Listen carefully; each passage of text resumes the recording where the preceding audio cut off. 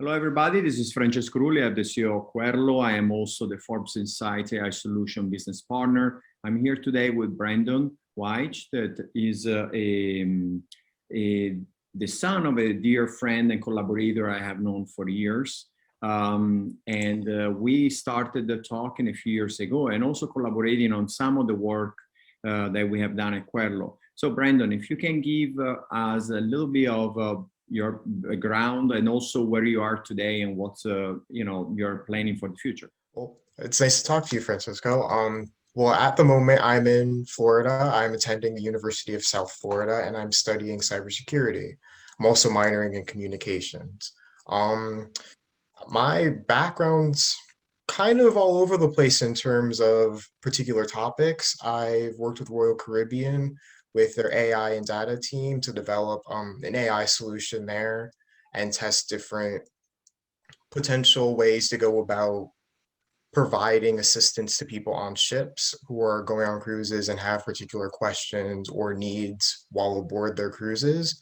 I've worked with Celebrity Cruise as well to develop better ways to sell their cruise packages. And I've also done a little bit of work with Querlo, developing chatbots for different organizations and groups, and basically using it as an educational tool to provide information and teach people about textiles and various organizations that do work with women's rights and stuff along those lines. So yeah. So what are you now, when are you graduating? What are you working on in terms of studies? What are you focusing on? So I graduate this December. At the moment, I'm actually working on a project for one of my classes that is meant to teach cybersecurity. It's called Secure Learn. It's kind of just a little rudimentary project, but the mainline purpose, the entire project is to teach different aspects of cybersecurity, both on a social level and on a technical level. And I think that kind of leads me into my thoughts of how cybersecurity and AI both go hand in hand very perfectly on a social and technological level. Exactly. So that was my next question. Where do you see the role of artificial intelligence in cybersecurity? So in terms of technology, I believe AI has a huge role and a lot of potential that can be achieved in that field, where AI can learn to recognize threats sooner than humans. The typical company, mid-level to small, that runs a service or business with an out-facing web server sees a lot of traffic, both coming from outside and within their own networks, that it becomes very difficult for any team of humans to sit down and parse through web traffic and to an exhaustive degree to make sure that there aren't any exploits being exploited or vulnerabilities that need to be patched. And instead of having someone sit down and do these repetitive, mundane, and tiring tasks, we could teach AI to recognize vulnerabilities, and then in turn, they will learn to recognize new vulnerabilities that pop up along the way.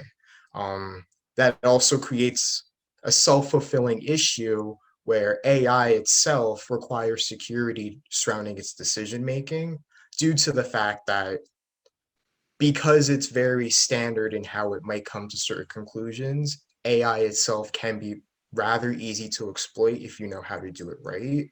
So that would in turn require audits and updates to its security processes and not just its day-to-day processes and recognizing vulnerabilities. We would need to be able to patch the AI and teach it as well to not fall to DDoS attacks or anything of that nature.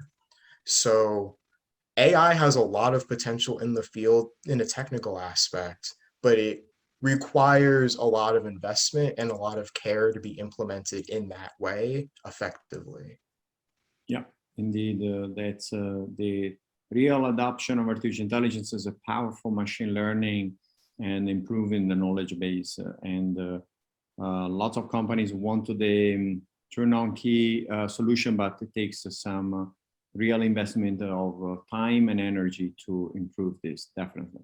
It really does. And I feel like part of the fear of making that leap into embracing technology or AI in technology altogether is this fear that it might not be reliable as a human. When you look at the day-to-day engagement of humans with AI on, say, a bank level, a lot of people, if they have their card information compromised and they're met with an automated voice over the phone, they'll do anything to get to a regular human because they believe that the human has empathy. They'll solve their problem immediately, whereas that chatbot will be able to get them to that person who can help them much faster than any other process could.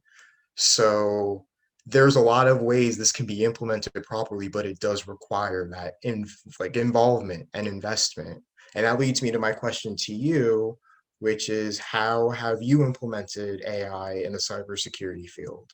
So years ago, we collaborated with a consulting company in the Middle East to monitor the sentiment of civilians in war-torn areas. And we saw it was very interesting because people had a very special relationship to talk to the artificial intelligence itself. So we were able to measure sentiment, emotion, and to gather an idea of how the youth in this region was looking at the perspective of democracy in their country, okay? And that was actually an application used for research, but eventually also education purpose. And then in terms of education, we collaborated with the various institutions to actually use artificial intelligence and chatbots to do remote education, also for the subjects of cybersecurity, so that we could provide a playing field to people, regardless of their geolocation or the time frame in which they were able to access the classes or the education itself, all right? So Okay. that in this dual use case. So to close our interview question, if people want to learn more about your expertise and what your plans are for the future, what's the best way to reach out to you? You can reach out to me via LinkedIn. My end of the URL is Brandon-Wyche. You can also reach out to me via email at bwyche1998@gmail.com.